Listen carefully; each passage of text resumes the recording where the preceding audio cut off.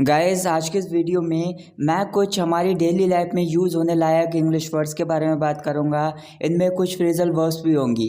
तो चलिए गाइस फटाफट से वीडियो को स्टार्ट करते हैं। हमारा पहला सेंटेंस है, why do you fasten this thread on your wrist. यहाँ पर फासन एक वर्ब है, इसका मतलब होता है किसी चीज़ को बांधना। थ्रेड एक नाउन है, इसका मतलब होता है धागा। रिस्ट एक नाउन है, इसका मतलब होता है हाथ की कलाई।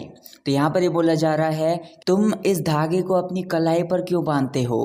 Prices of petrol have been slashed.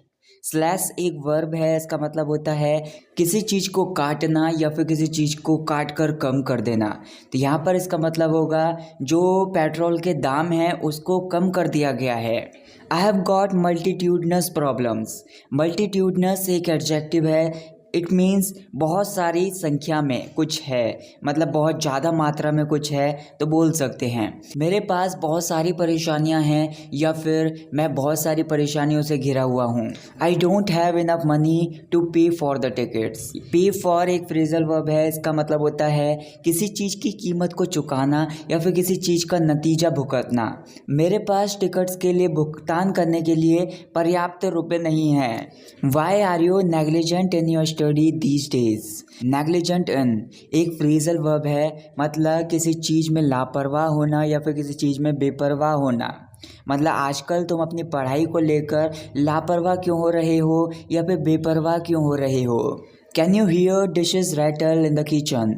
मतलब यहाँ पर रैटल एक वर्ब है, इसका मतलब होता है खड़खड़ाना या फिर खड़खड़ की आवाज़ करना। यहाँ पर इसका मतलब होगा कि क्या आप किचन में या फिर क्या आप रसोई में बर्तनों की खड़खड़ाने की आवाज़ सुन सकते हो। I am so fortunate in getting such support from my viewers. यहाँ पर फॉर्चुनेट इन एक फ्रेजल वर्ब है, इसका मतलब होता है किसी चीज़ में भाग्यशाली होना या फिर किसी चीज़ को लेकर बहुत ज़्यादा भाग्यवान होना। मेरे व्यूअर्स के द्वारा या फिर मेरे व्यूअर्स से ऐसा सपोर्ट पाने के लिए मैं बहुत ज़्यादा भाग्यशाली हूँ या फिर बहुत ज़्यादा भाग्यवान हूँ। I will never forgive you for your inappropriate behaviour. Inappropriate एक एडजेक्टिव है, इसका मतलब होता है कि कुछ है जो अनुचित है या फिर अनुपयुक्त है। मतलब तुम्हारे अनुचित व्यवहार के लिए या फिर तुम्हारे अनुपयुक्त व्यवहार के लिए मैं तुम्हें कभी माफ़ नहीं कर सकता। Children should desist from using mobile all the day. यहाँ पर डिजिस्ट फ्रॉम डूइंग समथिंग एक ईडियम है, इसका मतलब होता है कि कोई काम करने से अपने आप को रोकना या फिर कोई काम करना बंद कर देना। तो यहाँ पर ये बोला जा रहा है कि पूरे दिन मोबाइल चलाने से बच्चे को रोक देना चाहिए या फिर बच्चे जो पूरे दिन मोबाइल यूज़ करते हैं बच्चों को पूरे दिन मोबाइल चलाना बंद कर देना चाहिए। The mall is closed for refurbishing. यहाँ पर रिफर्बिश एक वर्ब है, इसका मतलब होता है नवीनीकरण, मतलब किसी चीज़ की मरम्मत करना या फिर किसी चीज़ को सुधारना, और इसकी जगह आप रेनोवेशन भी बोल सकते हैं।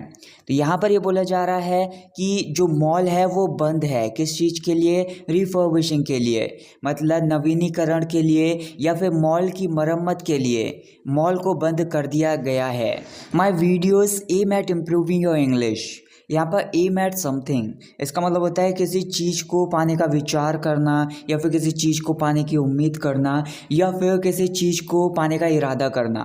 तो यहाँ पर ये बोला जा रहा है मेरी वीडियोस आपकी इंग्लिश को सुधारने की उम्मीद करती हैं या फिर सुधारने का विचार करती हैं। She repudiated my idea. यहाँ पर रिप्यूडिएट सिंपली एक वर्ब है, इसका मतलब होता है किसी बात का खंडन करना या फिर किसी बात को ना मानना या फिर किसी बात को मानने से इनकार कर देना। तो यहाँ पर ये बोला जा रहा है कि उसने मेरे आइडिया को रिप्यूडिएट कर दिया, मतलब मेरे आइडिया को मानने से इनकार कर दिया या फिर मेरी बात का खंडन कर दिया। She repented of his decision.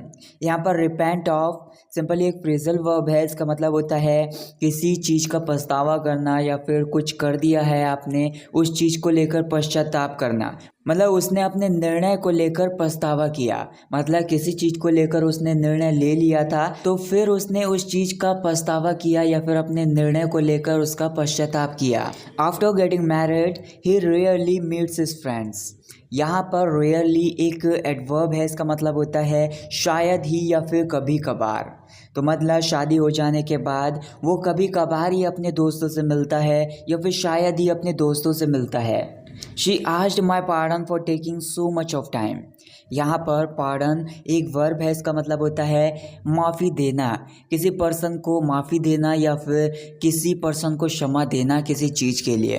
तो यहाँ पर ये बोला जा रहा है कि उसने मुझसे माफ़ी मांगी for taking so much of time, मतलब बहुत ज़्यादा समय लेने के लिए उसने मुझसे माफ़ी मांगी। It is imperative to follow traffic rules to avoid having accident. यहाँ पर इम्पेरेटिव एक एडजेक्टिव है, इसका मतलब होता है कि कुछ है जो महत्वपूर्ण है, बहुत ज़्यादा अनिवार्य है या फिर अति आवश्यक है। तो यहाँ पर ये बोला जा रहा है कि ट्रैफिक रूल्स को फॉलो करना बहुत ज़्यादा अति आवश्यक है। अवॉइड का मतलब होता है किसी चीज़ से बचना, किस चीज़ से बचने के लिए, एक्सीडेंट होने से बचने के लिए ट्रैफिक रूल्स को मानना या फिर उनको फॉलो करना बहुत ज़्यादा महत्वपूर्ण है या फिर बहुत ज़्यादा अनिवार्य है। So that's it guys for this video. Guys अगर आपने ये वीडियो यहाँ तक देख ली है तो मैं चाहता हूँ कि आप कमेंट्स में 150 टाइप करके मुझे कमेंट करके बताइए, और आपके जो भी डाउट्स हैं, आपके जो भी सेंटेंसेज हैं, आपके जो भी वर्ड्स हैं, जिनमें आपको डाउट है उनको मुझे कमेंट करके बताइए। मैं आपके डाउट्स को अपनी वीडियोस में लेकर उनको क्लियर करने की अपनी पूरी कोशिश करूंगा। अगर आपको ये वीडियो पसंद आई तो वीडियो को ज़्यादा से ज़्यादा लाइक कीजिए, ज़्यादा से ज़्यादा शेयर कीजिए और चैनल को सब्सक्राइब करना ना भूलें। Thank you so much for watching this video. I will catch you in the next video. Take care.